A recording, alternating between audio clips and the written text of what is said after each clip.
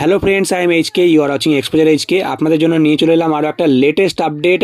এবার কাগজের নোটের পরিবর্তে, অর্থাৎ টাকার যে নোট রয়েছে কাগজের নোটের পরিবর্তে এবার প্লাস্টিকের নোট চালু হবে, এমনটাই আপডেট চলে এলো। তাহলে কি কাগজের নোটগুলি আবার বাতিল হয়ে যাবে? এই নিয়ে কি আপডেট উঠে আসছে, তার সঙ্গে প্লাস্টিকের নোটই বা কেন চালু হচ্ছে সেই কারণও আমরা জানবো। এই নিয়ে যে প্রতিবেদন উঠে আসছে আমরা সরাসরি দেখে নেব আজকের এই ভিডিওতে। তো দেখুন, এই নিয়ে যে প্রতিবেদন উঠে আসছে বলা হচ্ছে পকেটে আসছে প্লাস্টিকের 10 ও 20 টাকার নোট, 200 কোটি পিস ছাপানোর প্রস্তাব অনুমোদন কেন্দ্রের। তো আমরা বিস্তারিত জানবো। দেখুন, বলা হচ্ছে ওয়াশিং মেশিনে জামা কেচে ফেলার পর বা পকেটে ভিজে দুমড়ে মুচড়ে নোট নষ্ট হয়ে যাওয়ার দিন কি শেষ হতে চলেছে? সংসদে দাঁড়িয়ে কেন্দ্র সরকারের স্পষ্ট বার্তা, হ্যাঁ, এবার সত্যিই বাজারে আসতে চলেছে দীর্ঘস্থায়ী প্লাস্টিকের নোট, অর্থাৎ পলিমারের নোট। প্রাথমিক পর্যায়ে 10 টাকা এবং 20 টাকার নোট দিয়ে শুরু হচ্ছে এই নতুন সফর। সোমবার লোকসভায় এক প্রশ্নের লিখিত জবাবে অর্থমন্ত্রকের প্রতিমন্ত্রী পঙ্কজ চৌধুরী নিশ্চিত করেছেন যে 10 টাকা এবং 20 টাকার পলিমার ব্যাংক নোটের ফিল্ড ট্রায়াল বা পরীক্ষামূলক ব্যবহারের জন্য রিজার্ভ ব্যাংক অফ ইন্ডিয়ার পাঠানোর প্রস্তাব সম্মতি দিয়েছে কেন্দ্রীয় সরকার।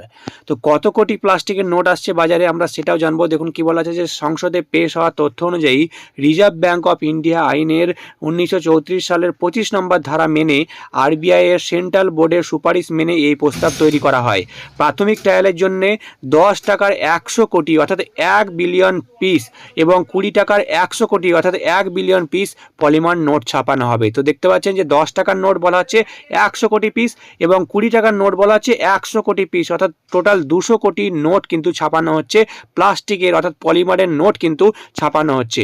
পরীক্ষামূলক ব্যবহারের সফল হলে পরবর্তী সময়ে এই দুই মূল্যের প্লাস্টিক নোট নিয়মিত বাজারে ছাড়ার চিন্তা ভাবনা রয়েছে। তবে একই সঙ্গে সরকার স্পষ্ট করে দিয়েছে কাগজের নোট রাতারাতি বন্ধ হয়ে যাচ্ছে না।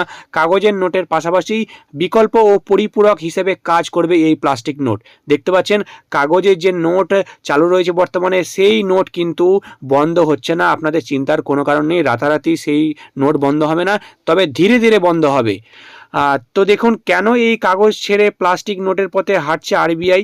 বলা হচ্ছে যে আন্তর্জাতিক নানা গবেষণায় দেখা গিয়েছে সাধারণ কাগজের নোটের তুলনায় পলিমার বা প্লাস্টিক নোটের স্থায়িত্ব অনেক বেশি, সহজে ছেড়ে না, জলে ভেজে না এবং নোংরাও হয় কম।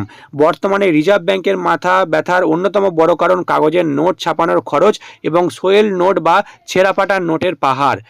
তো অর্থাৎ দেখতে পাচ্ছেন যে এটাতে কিন্তু অনেক খরচ হচ্ছে, অর্থাৎ যে কাগজের নোট রয়েছে তো সেই নোট ছাপানোর জন্যে অনেক খরচ হচ্ছে, তার সঙ্গে সেটা ছেঁড়া এবং ফাটার সম্ভাবনা রয়েছে এবং অনেক নোট কিন্তু বাতিলও হয়ে যায়।